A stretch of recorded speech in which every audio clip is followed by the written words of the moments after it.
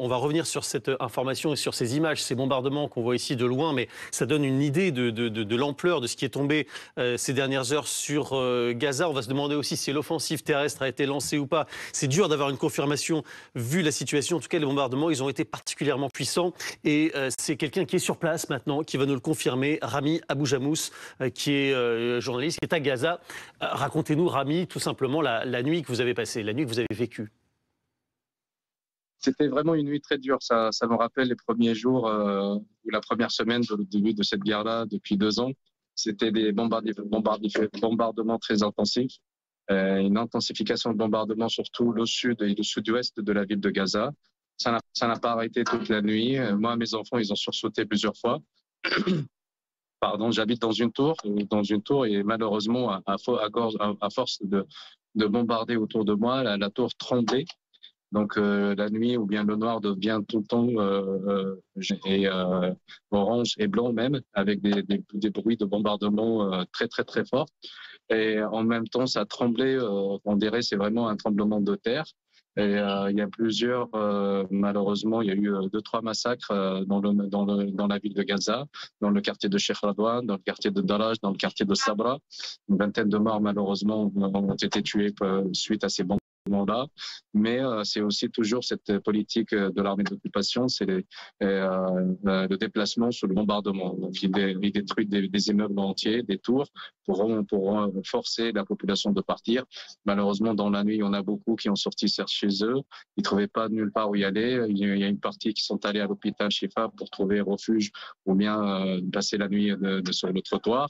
Et toujours le flux de déplacés vers le sud continue malheureusement, et justement parce qu'ils n'ont plus d'endroit où y aller.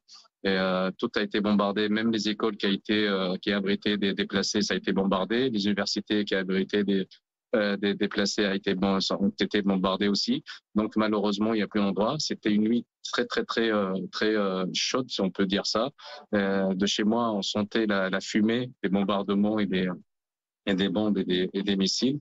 Moi, je suis pas un expert militaire, mais je crois qu'il y a de nouveaux missiles qui a été utilisé, de nouveaux types de missiles a été utilisé, parce que c'est la première fois qu'on entend ce genre de bruit, c'est la première fois qu'on a ce tremblement de terre.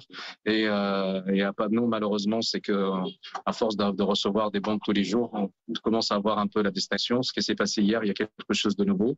Et c'est pour ça que les gens, pendant la nuit, ils étaient dans la panique, dans la peur, parce qu'on croyait que bientôt, ça va être l'offensive terrestre et qu'il y aura des soldats qui vont arriver juste au centre-ville de Gaza. C'est pas le cas pour le moment. C'est le ministre de la Guerre, il a déclaré que Gaza brûle. C'est vrai, Gaza brûle, mais il n'y a pas de soldats qui avancent dans des quartiers qui est nouvellement ou bien des nouveaux quartiers ou nouvelles zones occupées. Non, ils sont toujours là où ils étaient. Pour le sud de la ville de Gaza, ils sont toujours dans le Sheikh Radwan, les blindés et les chars. Dans l'est de la ville de Gaza, ils sont toujours au quartier Zaytoun, et dans le sud de la ville de Gaza, ils sont toujours à Sabra. Précision très importante que vous nous donnez, Rami Abou-Jamous. Merci infiniment pour ces informations et pour ce témoignage après cette nuit particulièrement dure que vous avez vécue. On va aller de l'autre côté de la frontière maintenant, en Israël, mais pas très loin, à Sderot, où se trouve Jérémy Père, envoyé spécial de BFM TV pour Ligne Rouge. Les bombardements, Jérémy, ont été si intenses cette nuit, on a entendu la description de Rami Abou-Jamous il y a quelques instants, que le sol a même tremblé de l'autre côté de la frontière. Oui, absolument, c'est les témoignages que l'on a pu voir sur les réseaux sociaux aujourd'hui, des frappes très importantes et très impressionnantes, au lendemain d'ailleurs de la visite de Marco Rubio, le secrétaire d'État américain ici, qui était présent aux côtés de Benjamin Netanyahou. Israël Katz, et vous l'avez dit, a publié un tweet ce matin en expliquant que Gaza était en train de brûler, mais du côté israélien, en tout cas du côté de l'armée israélienne que nous avons contacté ce matin, il n'y a pas de confirmation encore encore qu'il y a une opération au sol dans la ville de Gaza City, même si les forces israéliennes encerclent la ville au nord du nord de l'enclave, même s'ils frappent quasiment tous les jours des bâtiments de cette ville. Ils montrent ensuite sur les réseaux sociaux les frappes de ces bâtiments, les localisations, le pourquoi ils ont frappé, parce que selon eux, ce sont des tours qui abritent des terroristes, ou en tout cas qui abritent aussi des tunnels utilisés par les terroristes. Mais le but de guerre, en tout cas sur cette opération qui a commencé le 5 septembre dernier, est très clair, et nous avons pu discuter hier avec un des conseillers de Benyamin Netanyahou, c'est de prendre le contrôle de Gaza City.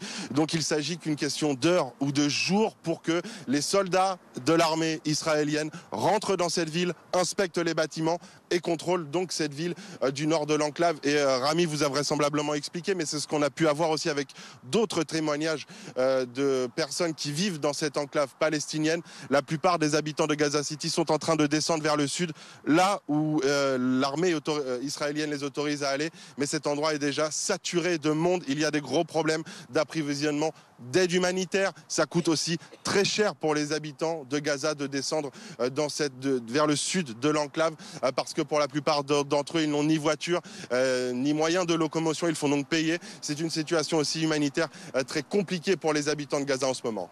Jérémy Perrin en direct de Sderot en Israël. Merci beaucoup. BFM TV présent partout pour cette crise. François Clémenceau, c'était très intéressant d'entendre Rami nous dire que les soldats pour l'instant n'ont pas bougé, mais chacun sait que cette phase de bombardement, ce sont les prémices de quelque chose d'autre. Absolument, et c'est très important de signaler justement cette offensive sur les gratte-ciel, en tout cas sur les immeubles hauts de Gaza. Vous le savez, c'est une population extrêmement dense dans cette enclave, et donc oui, les Palestiniens ont construit des immeubles qui sont de plus en plus hauts. Pourquoi les détruire en les frappant par le haut et pour les faire vaciller? C'est parce que qui dit immeuble haut dit que vous avez énormément de sous-sols pour pouvoir faire en sorte que ces immeubles tiennent debout. Donc premier sous-sol, deuxième sous-sol, troisième sous-sol, parfois quatrième sous-sol. Et là, effectivement, vous avez des possibilités non seulement d'abri, mais aussi effectivement de liaison avec les fameux tunnels dont on parle depuis 2 ans maintenant. Mais ce qui est important aussi de montrer, c'est qu'il y a une forte d'enchaînement finalement de puissance dans les moyens utilisés, il le dit Rami, dans les explosifs utilisés, dans la fréquence des raids aériens, et tout cela évidemment prépare une offensive militaire. Cette offensive militaire, pour l'instant, elle est planifiée, mais elle n'a pas encore commencé, parce qu'effectivement, il y a une pression pour que, éventuellement, mais personne n'y croit, le Hamas libère les otages. Ouais,